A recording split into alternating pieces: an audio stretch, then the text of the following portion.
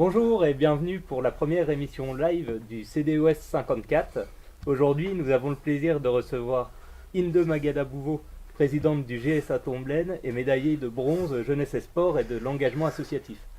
Donc Inde, on va revenir avec toi sur les résultats du GSA Tomblaine. Oui. Donc à l'instar, comme je le disais, des équipes de France, on a vu la France battre le Kazakhstan 8-0, on a vu les féminines de l'équipe de France remporter leur dernier match contre la Grèce 10-0 et contre l'Estonie 11-0. Oui. Tu as une équipe en D3 départementale qui aujourd'hui casse la baraque, puisque ton équipe senior s'est imposée 22-0 le week-end dernier contre Arouet-Bénet et a remis ça ce week-end en s'imposant à Saint-Nicolas-Varangéville 11-0. Alors je ne sais pas au niveau du goal average combien ils vont finir à la fin de la saison, ils visent quoi, les 100 buts? Alors je vous rassure, ça n'a pas toujours été le cas de ces belles performances. En fait, le club existe depuis 1935. Oui. On compte en moyenne 200 licenciés par an. Il y a 25 bénévoles. Bon, là on est en baisse parce qu'il y a eu une baisse d'effectifs aussi, mais il y a pas mal de personnalités qui sont passées par ce club, notamment Rémi Walter, Tony Vérel, Boris Koch qui joue en championnat international professionnel au Cambodge. Il y a de belles performances effectivement donc, au sein de ce club. Je suis présidente depuis 2013. Alors, quand je suis arrivée en 2013, le club était vraiment en grande difficulté. Donc, on cumulait les amendes, ça montait jusqu'à 1 500 € d'amende. Donc, il y avait un travail de fond à faire. Sachant et c'est là que j'ai appris que l'équipe senior est une équipe fanion.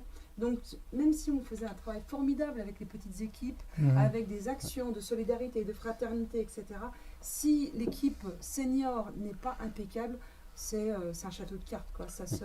Donc, il a fallu faire un gros travail de fond.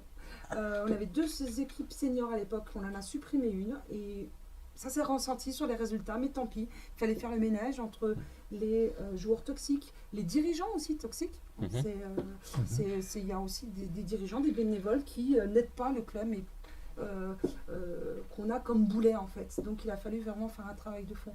Et suite à ça, il y avait énormément de potentiel. Alors certes individuel, quand il y avait la cohésion, quand ils jouaient en collectif, là c'était catastrophique. En fait, ça se hurlait dessus sans s'écouter. Et j'ai eu la chance de croiser sur mon chemin Joe Pelli, un préparateur mental. C'était lors d'une émission de radio qui expliquait ce qu'il faisait et qui avait suivi une équipe qui a le même profil que la nôtre et qui a réussi à les faire monter en division. J'étais un peu sceptique, je me dis mais pourquoi pas mes joueurs passer par ces séances de préparation mentale. Et en fait, ça a accroché. Donc au début, c'est un travail de professionnel. Joe a rencontré donc mes joueurs qui étaient réceptifs, vraiment réceptifs. Et donc, le travail a commencé et les résultats on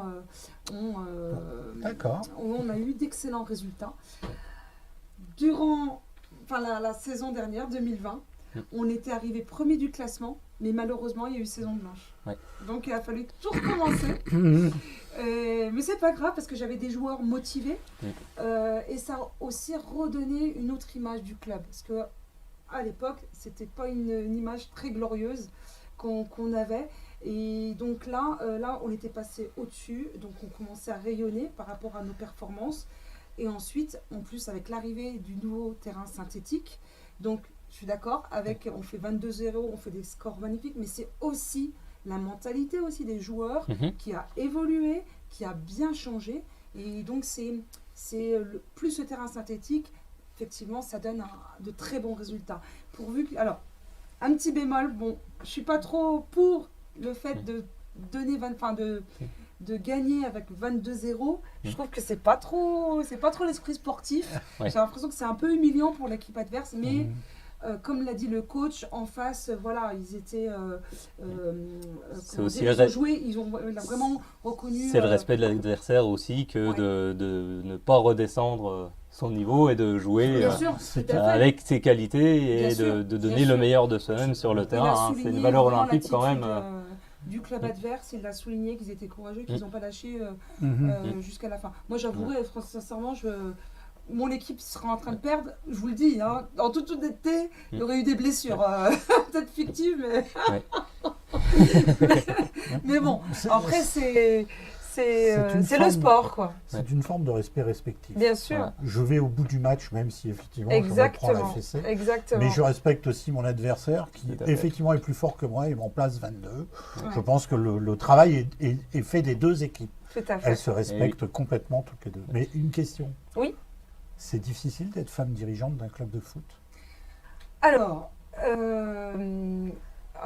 difficile. Alors, en tant que femme, non. Bizarrement, non.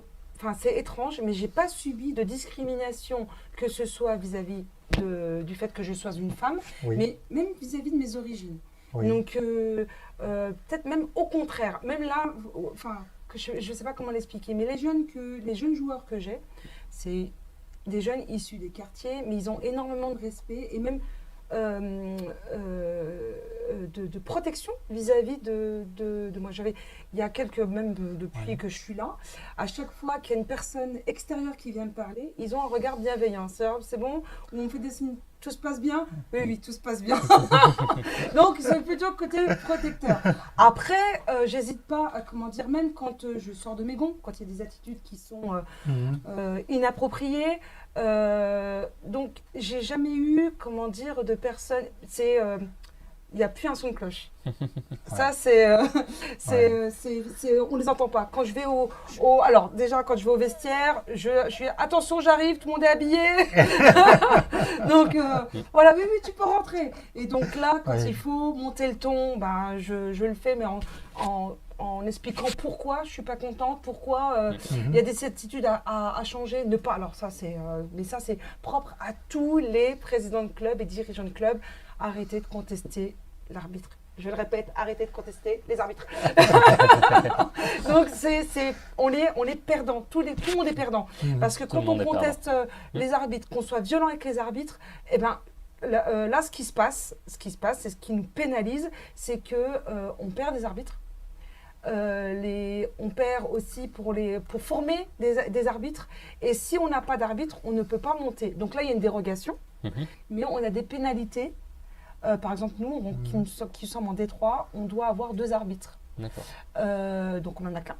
Donc on a une amende de 124. N'hésite pas à faire un appel. Ah oui, si vous voulez vous engager en tant qu'arbitre, on vous offre la tenue, la formation,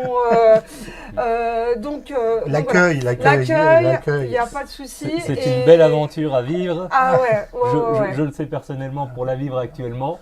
Et en plus, on apprend énormément sur le jeu lorsqu'on est joueur, à savoir arbitrer et évaluer les différentes phases de jeu aussi. Voilà. L'arbitrage Oui. D'accord. Et je ne peux qu'encourager.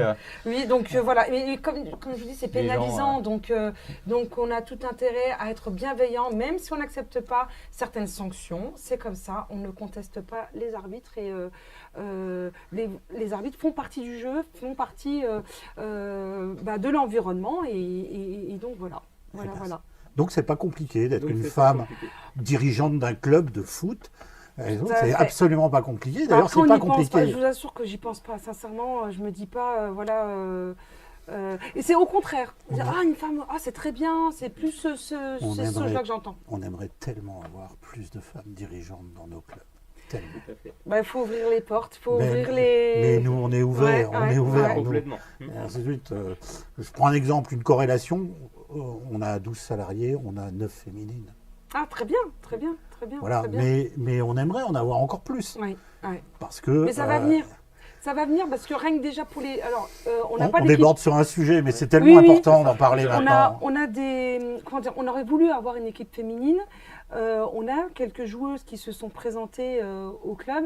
Le souci, c'est que quand elles viennent toutes seules, surtout quand elles sont petites, les garçons, c'est un peu plus virulent, donc c'est trop virulent pour elles et malheureusement, elles restent pas. Il faudrait vraiment que les filles, vous veniez entre copines, en groupe, pour pouvoir qu'on ait quelque chose de stable, des équipes à monter. Peut-être une idée d'action à monter tout à fait. Au sein du club Exactement. pour ouvrir Exactement. l'arrivée de filles. footballeuses sur les terrains. Tu peux nous rappeler exactement l'emplacement de votre stade? Tu parlais du terrain synthétique. Oui, mais tout du coup, à si fait. on veut vous trouver sur Tomblaine. Oui, alors on est exactement au complexe Léo Lagrange à Tomblaine qui se situe au chemin du Bois la Dame. C'est pas loin de la frontière, de la limite de Saulxures. Donc on est juste à côté d'un centre aéré. Et donc il y a un terrain de tennis, il y a également un terrain de pétanque. Donc c'est un complexe en fait. Et donc on a, alors à la base on avait 3 terrains, donc 2 terrains pelouse naturelle et un terrain rouge qui n'est plus aux normes maintenant. Donc il n'y a plus de terrain rouge qui tendent à disparaître. Et donc le terrain rouge a été remplacé par un terrain synthétique nouvelle génération et qui fait ses preuves jusqu'à maintenant. Et donc là, il y a des travaux qui seront établis dans le terrain honneur et toujours d'actualité. Et là, nous allons bientôt avoir avec d'ailleurs, je tiens à le souligner, le soutien important de la commune de Tomblaine. C'est quand même 1,2 million de budget en fait d'investissement sur ce terrain-là, donc avec l'éclairage, les tribunes. Donc c'est pas rien, sachant que bien avant, il y a eu des travaux sur le terrain annexe de drainage de 28 000 €. Enfin, il y a énormément de travaux, un gros investissement. Et la commune de Tomblaine nous aide pas mal, autant pour les subventions, autant pour la mise à disposition des minibus. Et je pense pas que dans toutes les villes, ce soit de la même manière. Donc, il y a également nos partenaires financiers, super importants. Je suis désolée, je monopolise la parole, mais j'en profite. Tu es là pour ça. Tu es là pour ça. Pour en parler. Aussi de montrer l'image d'un club. Et... Tout à fait. Et c'est sans qui ces partenaires, ces sponsors, on ne pourrait pas fonctionner comme on le fait aujourd'hui. Et d'ailleurs, on continue, donc il y a la pratique du football, mais on va au-delà, on va être aussi acteur local de notre ville et justement, on met en place certaines actions donc, qui reposent sur 4 valeurs fondamentales du club, donc fair play, donc on respecte ses coéquipiers, ses adversaires, l'arbitre, enfin le club, les parents, tout le monde. La citoyenneté, donc c'est toutes les luttes contre les discriminations par exemple, donc on va sensibiliser nos jeunes par rapport au handicap. Donc on tente d'assister au match de foot fauteuil par exemple. Aussi la lutte, être éco-responsable. Donc tout ce qui est la lutte contre les déchets, on a fait l'acquisition de gourdes. Donc il y a interdiction, donc on essaie vraiment d'appliquer cette règle-là, interdiction des bouteilles en plastique. Là à ce jour, il y a uniquement des bouteilles en plastique pour les arbitres. Mais sinon, les clubs, ils ont les joueurs ont leur propre gourde. Donc voilà, il y a tout. Ces actions-là sont dans le cadre de la citoyenneté. La fraternité, alors c'est aussi des actions qui fédèrent les joueurs du club. Donc on va faire des petits entraînements ludiques, rassembler toutes les catégories sur le thème de Halloween, la chasse aux œufs, l'arbre de Noël. Également fraternité, ça va être des actions de solidarité. Non, pardon, c'est une autre valeur, c'est la dernière, la 4e valeur, c'est la solidarité. Solidarité, donc on organise un tournoi caritatif chaque année en faveur des Restos du Cœur. Donc chaque participant, on invite les clubs aux alentours et la participation, c'est juste une denrée non périssable. Et donc il y a un plateau de rencontres qui est fait toute la journée. Voilà, finalement, sur ces actions-là. Au-delà des résultats sportifs, oui. Est-ce que c'est pas ça qui fait vraiment la valeur de notre sport? C'est toutes ces valeurs-là, mais c'est aussi là pour ça qu'on est. Voilà. Je veux dire, les valeurs de l'olympisme sont les valeurs de fraternité, d'égalité. Exactement. Et de transmission de ces valeurs. On est là pour ça, mais on sait qu'on a encore énormément de travail et qu'on a des épiphénomènes qui nous freinent, qui nous embêtent, qui nous perturbent, qui nous polluent. Bien sûr. Mais ça peut venir de dirigeants, d'actions, de gens extérieurs, de gens intérieurs.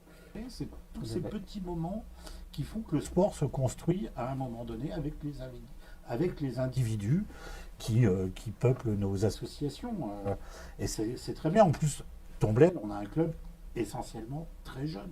Oui, tout à fait. La ville de Tomblaine est une ville très jeune. Exactement, donc, exactement. Voilà, il y a un vrai travail sur ces communes où la jeunesse... c'est le slogan, en plus, la philosophie de Tomblaine.